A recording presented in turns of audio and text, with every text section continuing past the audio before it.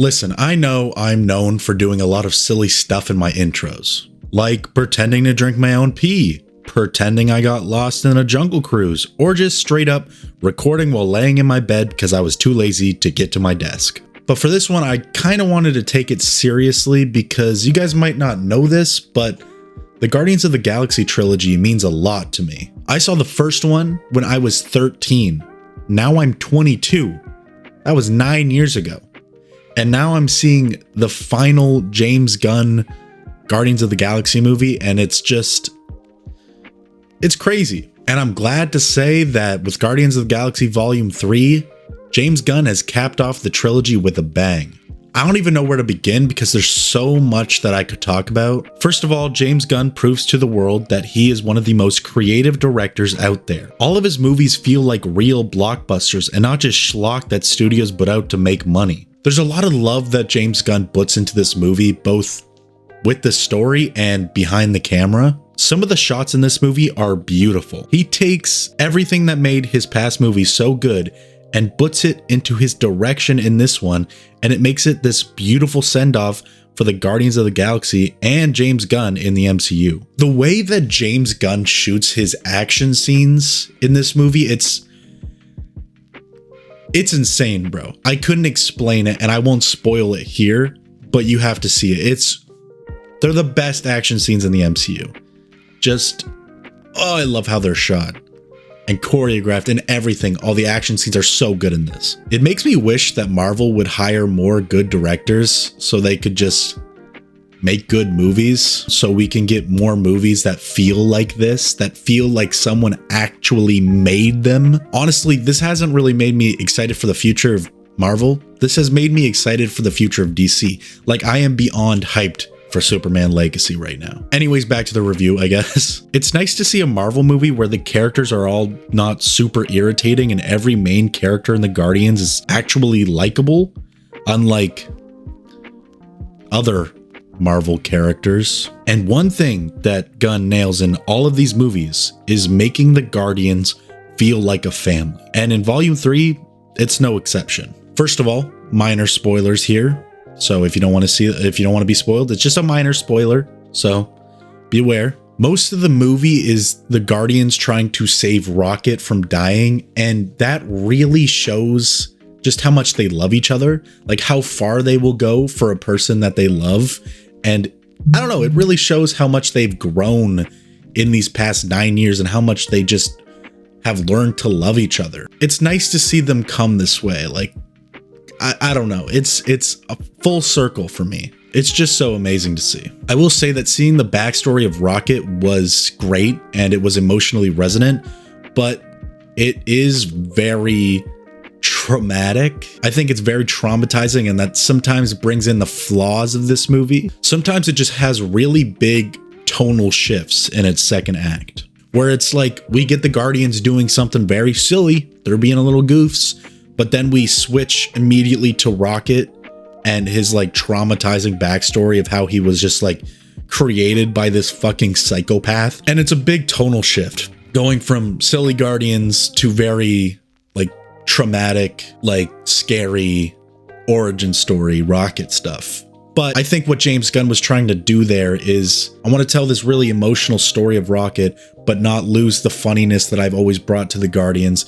So if you think of it that way, I guess I could kind of see how it works. And it's not like a huge deal, but like it can be very noticeable on your first watch, at least, because I've only watched this once. But I think if you watch it again, you knowing what you're going into, you'll probably like it more. Like, you'll enjoy how it flows more. So he didn't want to lose the comedic Guardian side, but he wanted to tell the emotional Rocket side origin story. And for the most part, it balances well. It's just that when he slides into that origin story, it can be a big tonal shift sometimes, but it's not that big a deal. But also that switch from the Guardians in the present to Rocket's origin story can sometimes make for some bad pacing. But again, maybe it's just because I watched it for the first time. Like, maybe if I go in knowing and expecting what I'm gonna get, then it might flow better. I think it might be a better flowing movie, but sometimes it felt like the pacing was off, when we slid into Rocket's origin story and then somehow just went back to the Guardians in the present trying to save him. But not that big a deal. Honestly, it's not that big a deal. So I won't complain about that too much. Speaking of Rocket's origin story, like I said, it's all super emotional and super well done. But the villain, aka the creator of Rocket, aka the High Evolutionary, is such an effective villain because it's so easy to hate him. He is just the worst person of all time, and through the whole movie, I wanted to murder him. I know people like the sympathetic villains, you know, where you're like, oh, I understand where Thanos is coming from. Oh, I know what Killmonger's saying. I like it when a villain is just fucking crazy. Like, just insane, horrible person. And that's what we get here. That's what the High Evolutionary is. And it's just, ooh, it's good. And the actor who plays the High Evolutionary, I don't have his name because I forgot to write it down, but I'll put it up on screen. I'll put his face right here and his name. My dude is awesome. He is so amazing in this. Like, he really brings the horribleness and insanity that this man has, that he believes that he is a god who is supposed to create the perfect society. He's just so good. Honestly, every character is written super well and has really, really good send-offs. Rocket has this beautiful and emotional backstory that explains why he is the person that he is today and why the Guardians of the Galaxy mean so much to him. Mantis really gets to step up in this movie and define her character more. Nebula is finally given something to do beyond being the angry one. She has a lot of depth, and we get to see how much she has grown to love all these characters. Groot is Groot. We all love him. He's goated. Drax is also given more depth, and despite being sidelined for a bit, he gets a beautiful send-off that completes his arc that was set up in the first movie. Peter also gets his arc that was started at the beginning of the trilogy finished in this one, and it's so nice to see everyone get this perfect ending that they deserve. This movie is just a perfect send-off to a perfect trilogy in the MCU, and maybe just one of the best trilogies like ever made. A lot of MCU trilogies don't really feel like sequels independent to each other. Like Far From Home is not just a sequel to Homecoming, it's also a sequel to Endgame, like that kind of stuff. But the Guardians trilogy is really independent to the MCU while not completely ignoring the fact that it exists within that universe. And because of that, we get the actual best trilogy in the MCU. I like the fact that James Gunn went the route of giving every character a perfect ending while still saying the Guardians of the Galaxy that we knew are gone, but those characters still exist and are still out there creating stories that maybe someone else can tell. But for now, they have this perfect, peaceful ending that every character deserves. And I just really like that notion. It really is the perfect capper to one of the best superhero trilogies of all time. I will say that I kind of hope we get more of Adam Warlock in the future because I think Will Poulter was like really good in this, despite the fact that he was barely in it. I'm just saying, if you're going to bring a character back from this movie, you got to bring Adam Warlock back because, you know, he was barely in it. I want more of that, please. Oh, also have to mention, all the music in this movie, it bangs. It bangs, man. It goes super hard. James Gunn is very good at melding music within the story that he is telling, and he has done this in like every Marvel movie that he's ever made, but this one I think he really hits it out of the park. Like, minor spoilers here, but playing Creep by Radiohead while focusing on Rocket as he walks down nowhere, that is the perfect intro to any Marvel movie. It almost beats like his own intro in Guardians 1. Peter Quill is dancing to Come and Get Your Love. It's that good.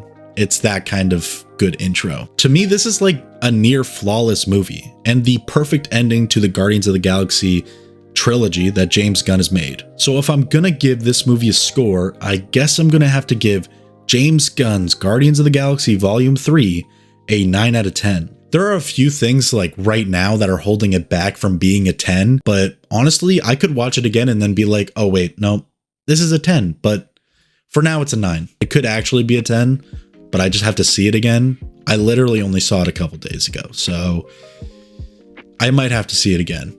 I will make a huge video where I talk about the whole trilogy as a whole, so there it might actually change. But for now, It's a 9 out of 10. I just kind of wanted to end this with a little bit of perspective of what the Guardians of the Galaxy trilogy means to me. Guardians of the Galaxy was a movie that changed my perspective on superhero movies. It set the tone for what every superhero movie should be. Like, you can have a comedic movie in your superhero movies if there's a ton of heart in them and emotion.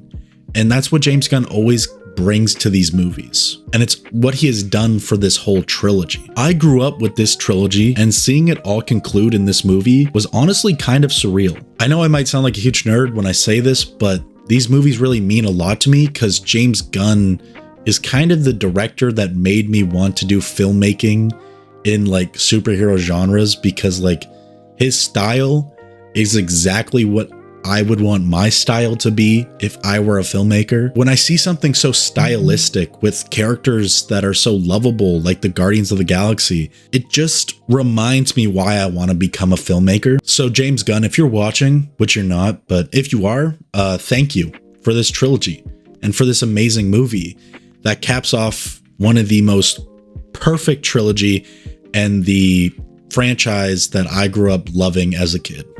Honestly, if anything, this makes me more excited for the DCU, like his future DC. I am beyond hyped now. I've always liked DC, but all their movies recently have been really bad. But knowing that James Gunn is making the future of DC, I am beyond excited right now. I'm more excited for DC than I am Marvel. If I'm talking about superhero movies at all. Honestly, I need a bit of a break from superhero movies until I guess I see Spider-Man in a couple weeks, and then I have to watch The Flash. But after that, it's going to be a bit chill. Oh, wait, no.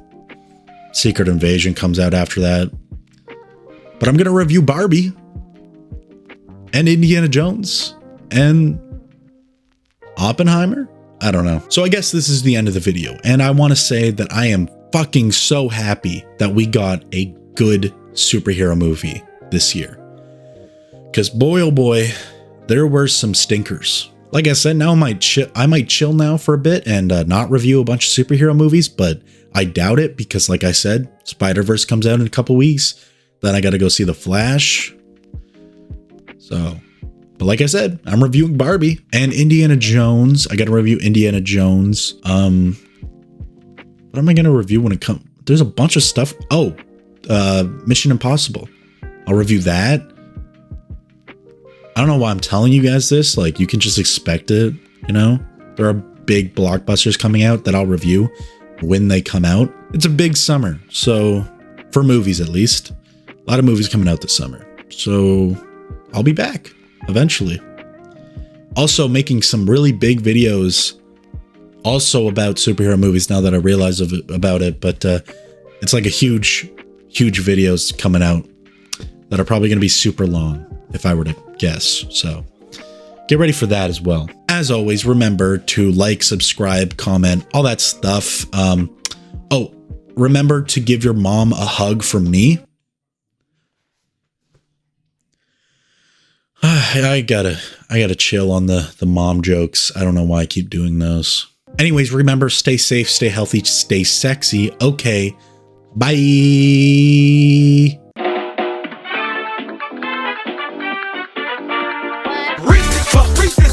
Eat 'em up, eat 'em up, eat 'em up, eat 'em up. Reach this fuck. Eat 'em up, eat 'em up, eat 'em up, eat 'em up. I got pieces, lumps in my bowl. Now my name's on through control. I got